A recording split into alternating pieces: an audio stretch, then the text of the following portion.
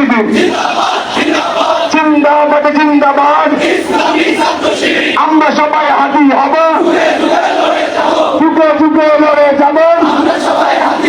ইনকিলাব ইনকিলাব জিন্দাবাদ জিন্দাবাদ। দ্রব্যমূল্যের ঊর্ধ্বগতি মানি না, মানব না।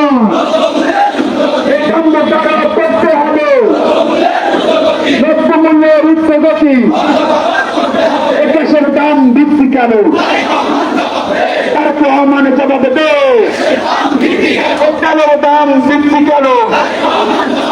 তার রহমানে জবাব দে। এই শিক্ষা সন্ত্রাস একসাথে চলে না। আমার ভাই আহত কেন?